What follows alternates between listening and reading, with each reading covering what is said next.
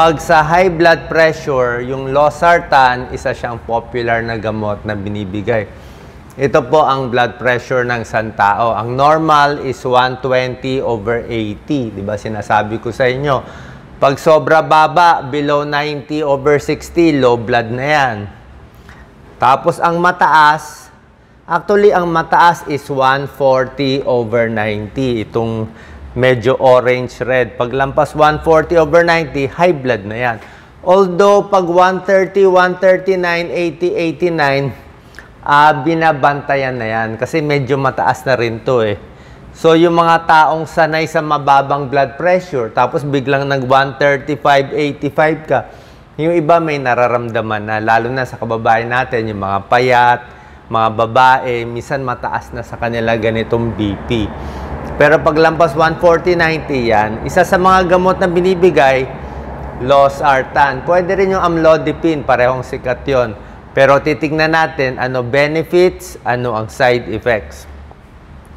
Ang losartan, lahat ng gamot na may sartan sa dulo, actually magkakapatid yan halos pare-pareho epekto. Losartan, irbesartan, valsartan, candesartan, telmisartan, halos pare-pareho yung mga epekto. Losartan yung nauna, kaya ako dinidiscuss kasi may generic eh. Pag generic, mura. So, mura siya. Abot kaya ng kababayan natin kasi may generic. Angiotensin receptor blocker ang tawag sa kanya. ARB, may binablock siya, isang hormone.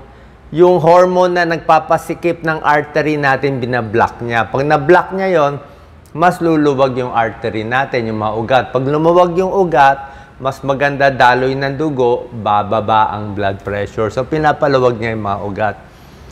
Ang losartan, bukod sa high blood, marami siya ibang benefits pa. Merong tao, alam nyo, bilang internist, cardiologist, ang dami namin gamot para sa high blood. Daan-daan, baka libo pa nga aabot eh, ang mga gamot na pwede ibigay sa high blood. So, yung losartan sa tamang pasyente, tulad ng sinasabi ko, hindi lahat ng nakikinig ngayon, basta may high blood, iinom agad losartan. Hindi. Sa tamang pasyente, maganda siya, sakto.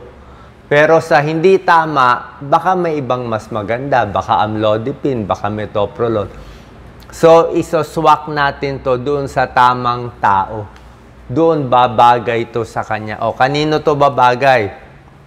Bukod sa high blood, kung meron ka ring heart failure, kung medyo lumalaki yung puso, kung medyo kumakapal, left ventricular hypertrophy, kumakapal ang puso, lumalaki ang puso, humihina ang puso, maganda to.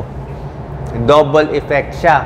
Pwede na pang high blood at pampalakas pa ng puso, pampaliit. Who knows, baka lumiit konti ang puso. So, pag may heart failure, bagay na bagay yan, bukod sa high blood. Ang dosage niya is from 25 milligrams, actually wala tayong 25, 50 milligrams kalahati, 50 milligrams hanggang 100 milligrams. Usually 50 pinakamababa, 100 milligrams pinakamataas. Huwag nyo na ilalampas sa 100. Pag 100 milligrams, hindi pa na-control ang blood pressure, magdadagdag ng ibang gamot, hindi pwede ilampas sa 100 milligrams kasi overdose yan. 50 milligrams, usually ang mababa. Yung iba 25 kalahati lang, pero bihira lang yung binibigay. Kasi 50 milligrams, hindi rin ganun kalakas. Okay, basta total mo 100 in a day. Pwedeng 50 sa umaga, 50 sa gabi, twice a day. Actually, mas maganda nga twice a day. Kaya lang nakakalimutan ng ibang tao yung twice a day. Kaya kung 100 milligrams, once a day na lang kaysa makalimutan mo. Bukod sa high blood, ang maganda sa losartan, nakakapigil siya ng stroke. Merong mga pag-aaral, papakita natin. Dahil na-control yung high blood, mas hindi na-i-stroke, mas hindi na-heart attack. Okay? Ang mga taong nakainom ng losartan. Actually, mga nakainom ng amlodipine, ganun din eh. Less stroke, less heart attack. Pero, ang amlodipine, wala siyang tulong sa heart failure. Kung mahina puso, malaki puso mo, walang tulong yung amlo. May tulong konti siguro, control BP. Pero itong losartan at ibang mga sartan, medyo maganda epekto sa malaking puso na papaliit niya. Bukod dito, ayan pala, pinakita natin. Pinaglaban din ang losartan sa mga olol, mga metoprolol, carvedilol, atenolol. So, pag ang losartan nilaban sa mga olol, metoprolol, mas panalo siya. Mas panalo siya. Mas may benefit siya sa bawas heart attack, bawas stroke. Pero pag nilaban sa amlodipine, medyo talo siya sa amlodipine. Mas malakas kasi yung amlodipine. Kung sa pampababa ng blood pressure, yung amlodipine, mas panalo. Kaya may video ako, pag sobrang taas ang blood pressure nyo, or tinatawag ko ang sobrang tigas ng blood pressure, ayaw bumaba yung amlodipine, mas malakas siya. Pero kung atenolol lang kalaban, eh kayang-kaya talunin ng losartan. Okay? Pero tulad na sinabi ko sa inyo, left ventricular hypertrophy, kumakapal yung puso, maganda sa kanya. Okay? Ito pa maganda. Para sa may kidney problem, may diabetes at may konting kidney disease. Okay, nililinaw ko, hindi pwede inumin basta-basta. Bawal inumin ng mga nakikinig sa akin basta-basta nang hindi kumukonsulta sa doktor. Ito kasi, pag kidney disease na, kailangan nephrologist ang titingin. Sobrang sensitive itong losartan sa kidney disease. Merong kidney disease, stage 1, stage 2, binigyan mo na losartan, binigyan mo na sartan, gaganda yung kidney, gaganda yung creatinine. May ganon. Pero, meron ding may kidney disease, binigyan ng mga sartan, losartan, biglang lumala ang kidney disease, biglang nag-kidney failure, meron ding ganon. So, paano mo malalaman kung kasali ka ba sa gagaling sa kidney disease, aayos o lalala? Nephrologist nyo magbibigay. Ititimplan niya yan, pag mild ka lang, ito, sa mild case lang ng kidney disease, nag-uumpisa pa lang, may konting panalo ang losartan para hindi mag-dialysis. Pero konti lang yung panalo. Ito, 47-43, 4% less.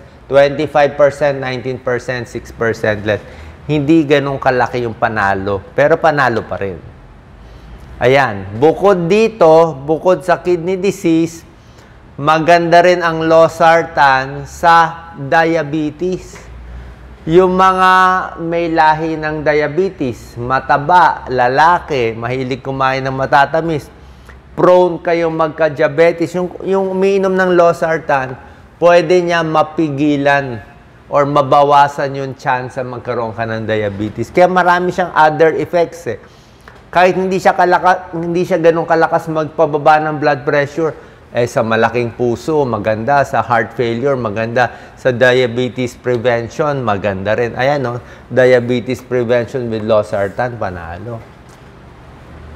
Ang mga olol, metoprolol, atenolol, walang epekto sa diabetes. Hindi nakakasama, hindi nakakabuti, pero losartan prevents, so panalo siya.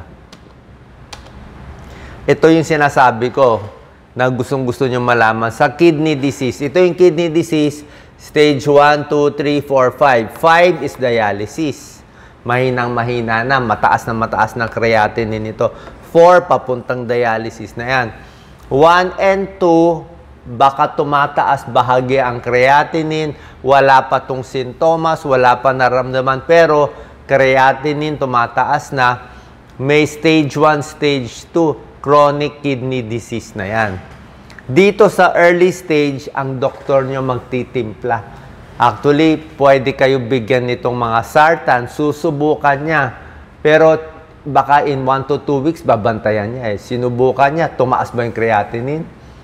Kung lumala, tigil. Pero pag binigyan ka, gumanda, itutuloy. So nakita nyo, maselan siya. Doktor niya lang pwede magbantay nito. Okay, marami tayong tips sa kidney disease. Pero ang ibig ko sabihin, itong mga sartan, may chance siya makatulong. Kung may high blood ka rin, may kidney disease, bagay sa iyo itong mga sartan. Sa early stage. Actually, okay din yung mga pril, enalapril, at iba pa. Ngayon naman, punta naman tayo sa side effect. Nakita niyo, maraming benefits, di ba? Ano naman possible side effects? Yan, nandito na yung mga side effects. Merong mga, yung iba sinisipon, bawal isabay losartan sa pain reliever. Tulad na sinabi ko sa inyo, ang losartan sa kidneys, minsan may tulong, minsan walang tulong. Pain reliever, nakakasama sa kidneys. Diba? May chance makasama. So, ayaw mo ipagsabay. Yung umiinom ng gamot sa tuberculosis, rifampicin, pag sinabay sa losartan, bababa ang dosis. Kailangan papaalam sa doktor. May ibang gamot, lithium, para sa mental health to, hindi rin pwede sinasabay sa losartan. Ito. Ang losartan, isang epekto din niya, nakakataas siya bahagya ng potassium. Actually, maraming Pilipino mababa ang potassium, di ba? So, actually, pwede mo sabihin may benefit kung bumababa potassium mo, tapos losartan na inumin mo. Nakakataas ng potassium. Pero, sa mga kidney failure na mas malala, tumataas yung potassium, ayaw natin to. Baka mamaya, meron ka pang iniinom na may potassium, hindi mo pwede isabay kasi ang losartan, bahagya na tataas yung potassium, baka meron ka pang potassium na iniinom, lalong tataas. Hindi rin maganda. Yung may liver disease, may sakit na sa atay, yung malala na sakit sa atay, binababa din yung dosis ng losartan. Kasi sa kidneys din dumadaan. So, maraming adjustment. At ang isa pa, sa pinaka-bawal sa losartan, ito yung pinaka-bawal sa losartan, bawal mabuntis. Kasi sa buntis, category D. D as in dog. Pag sinabi ng US FDA category D, ibig sabihin, siguradong nakakasama sa baby sa sinapupunan. Category A, safe sa baby. B and C, medyo alanganin. Category D, bawal sa buntis. Kaya kung bata pa kayo, 20-30, baka mabuntis, may balak magbuntis, wag na kayo mag-maintain ng losartan. Iba na lang. Sa breastfeeding, walang ganong pag-aaral, pero usually hindi na rin ibibigay. So, bawal siya sa buntis, lahat ng sartan, kahit yung mga pril, bawal din. Bawal din isabay sa alak. Pag sinasabay sa alak, minsan lumalakas yung epekto ng losartan. Bawal hindi uminom ng tubig. Di ba lagi ko sinasabi sa inyo, sapat na tubig, 8 glasses a day, 10 glasses a day, maganda sa kidneys. Pag uminom kayo ng gamot sa high blood, kailangan mo rin maraming tubig. Maraming tubig kasi maganda sa kidneys. Kailangan ng kidneys mo ng tubig para gumana, mag-metabolize yung metabolism. So, pag dehydrated ka, medyo magloloko din yung dose ng losartan. Ayaw din natin. Sa mga senior, above 60 years old, pag senior, minsan mabagal ang pag-process ng losartan. So, pwedeng tumaas konti ang dose. So, ang point is, ingat lang sa overdose pag senior. Baka mas dahan-dahan ibibigay. Isa din problema sa losartan, yung unang bigay ng gamot. Pag bagong inom pa lang ng losartan, first 3 days, yung sa akin 3 days ang tansya ko sa mga experience ko bilang cardiologist. First 3 days, first week, hinay-hinay lang muna pag nabigyan ng losartan o kahit ibang gamot, amlodipine. First 3 days, hindi ka pa sanay. So, ingat-ingat lang sa lakad, baka matumba. Kasi hindi natin alam paano ang tanggap ng katawan Diba? Baka, dapat bababa na yung blood pressure mo. Pero minsan, baka sumobra baba. Pwede rin. Diba? Pero after 1 week, nasanay ka na, tuloy-tuloy na yon. Wala nang problema pag ituloy-tuloy mo na yung gamot mo. Okay? So, talo lang ang mga sartan, losartan, valsartan sa amlodipine, mas malakas lang konti. Pero ang dami naman niya ibang benefits. Side effect, yung mga manas, rare lang naman. Okay? So, isa pa palang talo ng losartan sa amlodipine. Yung amlodipine, in 24 hours, kontrolado ang blood pressure. Controlled ang blood pressure. Ang losartan, makokontrol niya yung blood pressure mo siguro mga 12 hours kaya niya. Pagdating ng 24 hours, may epekto pa konti ang losartan, pero ang epekto niya parang mga 30% na lang. So, sa umaga mo ininom ang losartan. Sa gabi, medyo mahina na yung control ng BP mo. Madaling araw, kinabukasan, halos mababa, 30%, 25%. So, pwede ka ma-high blood dun. Hindi katulad ng amlodipine, kahit gabi na kinabukasan, medyo mas malakas pa yung epekto. Kaya yung iba, kung 100 mg sa losartan mo, twice a day iniinom. 50 mg sa umaga, 50 mg sa gabi. Para sa gabi, may protection pa. Kasi nga sa umaga, madalas ma-stroke. Okay? So, yan ang binabantayan natin. May pros and cons, tulad ng sinabi ko sa inyo. Sa tamang tao, napakaganda ng losartan. In summary, malaki ang puso, heart failure, LVH, left ventricular hypertrophy, takot sa diabetes. Sa kidney disease, early stage, baka ibigay na nephrologist nyo. Pero yung mga babantayan, yung pagtaas ng potassium, syempre, baka hindi ganun kalakas, tsaka baka hindi ganun katagal yung effect, yun din mga binabantayan natin. Meron din siya konting ubo. Okay? Ang ubo kasi, usually side effect yan ng mga pril, mga enalapril, captopril, lisinopril, minsan inuubo, 5 to 10%. Pero yung losartan, may ilang percent din na parang inuubo sila, dry cough. So, kung meron kayong ganyang experience, paalam nyo sa doktor. At syempre, sa buntis, bawal ito. Yung amlodipine, medyo bawal din, class C yung amlodipine. So, hindi siya ganun kabawal, pero hindi pa rin binibigay. Pag buntis, baka ipalitan ng iba. Usually, pinapalit ay nifedipine or yung aldomet, methyl dopa. Yun ang binibigay sa mga buntis. So, punta tayo sa inyong doktor para ma-adjust ang inyong gamot. Salamat po.